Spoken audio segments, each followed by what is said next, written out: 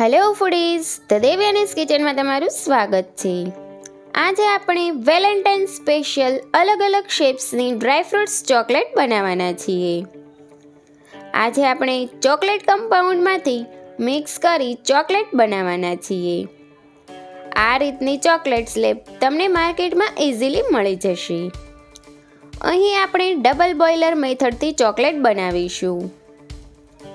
તેની માટે આપણે એક કાચનું બાઉલ લઈશું અને તેમાં આપણે મિલ્ક કમ્પાઉન્ડ ચોકલેટ સ્લેબ લઈ તેને ચપ્પુની મદદથી કાપી લઈશું. આ રીતે પતલી પતલી ચોકલેટ કાપી લેવાની, જેથી તે જલ્દીથી મેલ્ટ થઈ જાય. તમારે જેટલી ચોકલેટ બનાવવી હોય તેટલી ચોકલેટ તમારે કાપવાની. હવે આપણે ડાર્ક ચોકલેટ કમ્પાઉન્ડની સ્લેબ લઈશું અને તેને પણ પતલી પતલી કાપી લઈશું. મિલ્ક ચોકલેટ હોય તેનાથી ત્રીજા ભાગની અહીં આપણે ડાર્ક ચોકલેટ ઉમેરવાની છે. તમને ડાર્ક ચોકલેટનો ટેસ્ટ ભાવતો હોય તો તમે વધારે પણ ઉમેરી શકો છો. હવે ચોકલેટ સરસ કપાઈ જાય એટલે આપણે થોડી બદામ લઈશું અને આ બદામને આપણે છાલ કાઢી લેવાની છે. બદામની છાલ કાઢવા માટે આપણે એક પેનમાં ગરમ પાણી કરીશું અને તે ગરમ પાણીમાં આપણે બદામને 2 મિનિટ ઉકાળીશું અને 2 મિનિટ પછી ગેસની ફ્લેમ બંધ કરી બદામને એક વાટકામાં કાઢી લઈશું. હવે બદામને હાથમાં લઈ આ રીતે અંગૂઠાની મદદથી પ્રેસ કરશો એટલે તેની છાલ છે તે તરત જ નીકળી જશે. આ રીતે આપણી બધી જ બદામની છાલને કાઢી લેવાની છે અને બધી જ છાલ નીકળી જાય એટલે બદામને એક પેનમાં 2 મિનિટ ગરમ કરીશું, જેથી બદામ છે તે એકદમ સરસ ક્રિસ્પી થઈ જશે.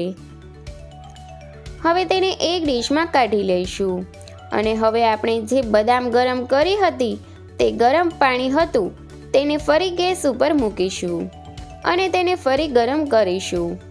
પાણી ગરમ થઈ જાય એટલે ચોકલેટ કાપેલું જે બાઉલ હતું તે આ પાણીવાળા પેનની ઉપર મૂકીશું અને ચોકલેટને ચલાવતા રહી મેલ્ટ કરી લેવાની છે.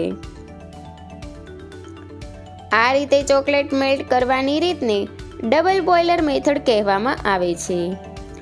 હવે સરસ રીતે ચોકલેટને મેલ્ટ કરી બાઉલને નીચે ઉતારી લઈશું અને હવે આ મેલ્ટેડ ચોકલેટમાં આપણે જે ફોતરા કાઢીને બદામ તૈયાર કરી હતી તે ઉમેરીશું અને સરસ રીતે મિક્સ કરી લઈશું. હવે આ ચોકલેટને આપણે શેપમાં ઢાળવાની છે. તેની માટે અહીં મેં આ રીતનું એક પ્લાસ્ટિકનું મોલ્ડ લીધું છે.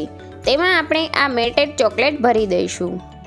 જેટલી જાડી તમારે ચોકલેટ બનાવવી હોય તેટલી મેલ્ટેડ ચોકલેટ મોલ્ડમાં ઉમેરવાની. આ મોલ્ડ મેં બિસ્કિટની અંદર જે પ્લાસ્ટિક આવે છે તે લીધું છે. ચોકલેટ બનાવવાના અલગ અલગ શેપના મોલ્ડ માર્કેટમાં ઇઝીલી તમને મળી જશે. હવે તેની ઉપર આપણે બદામની સ્લાઇસ સ્પ્રિંકલ કરીશું. હવે આ ચોકલેટ ભરેલા મોલ્ડને આપણે 5 મિનિટ માટે ફ્રીઝરમાં મૂકી દઈશું. માત્ર 5 જ મિનિટમાં ચોકલેટ તૈયાર થઈ જશે. હવે વધારે મેલ્ટેડ ચોકલેટને તમે તમારી પસંદ પ્રમાણેના મોલ્ડમાં ભરી સેટ કરી શેપ આપી શકો છો.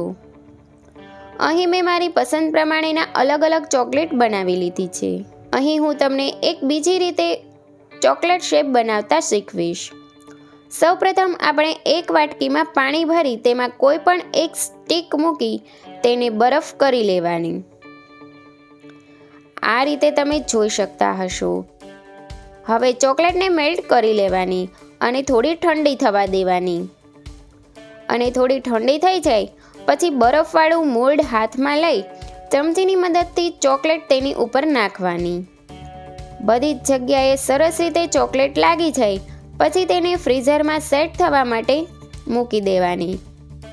હવે 5 થી 7 મિનિટ પછી આપણે એક ડીશ લઈશું અને તેમાં આપણે જે ચોકલેટ ભરેલું મોલ્ડ સેટ થવા મૂક્યું હતું તે ફ્રીઝરમાંથી કાઢીશું. તો તમે જોઈ શકતા હશો કે કેટલી સરસ આપણી ચોકલેટ સેટ થઈ ગઈ છે. એકદમ સરળતાથી આપણી ચોકલેટ છે તે મોલ્ડમાંથી નીકળી જશે.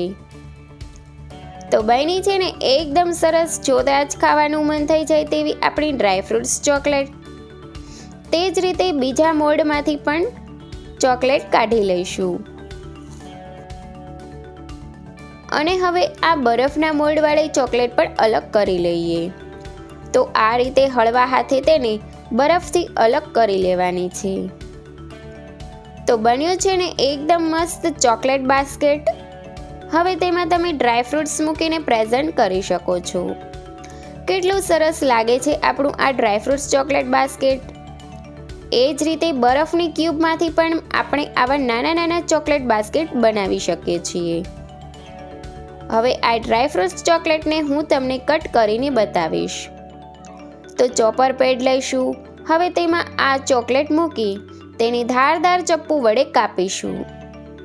તો તમે જોઈ શકતા હશો કે કેટલી સરસ આપણી ડ્રાયફ્રૂટ્સ ચોકલેટ દેખાઈ રહી છે અને તે ટેસ્ટમાં પણ ખૂબ જ સરસ બની છે.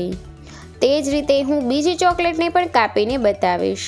વાવ, નટ્સ વિથ ચોકલેટ, કેટલું સરસ કોમ્બિનેશન દેખાઈ રહ્યું છે. તો આ રીતે અલગ અલગ શેપ્સની ચોકલેટ તમે તમારી પસંદ પ્રમાણેના શેપ્સની ચોકલેટ જાતે જ ઘરે બનાવી શકો છો. જો તમારી પાસે મોલ્ડ ના હોય તો તમે બરફની ટ્રેમાં પણ ચોકલેટ ભરી અને સ્ક્વેર શેપ ચોકલેટ ક્યુબ પણ બનાવી શકો છો.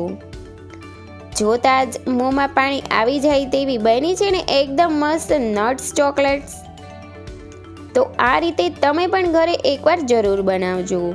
જો તમને મારી આ ચોકલેટ બનાવવાની રીત પસંદ આવી હોય અને આવી નવી નવી રીત જોવી હોય તો મારી ચેનલને લાઈક કરજો, શેર કરજો અને બેલ આઇકન બટન દબાવવાનું ભૂલતા નહીં. Thanks for watching.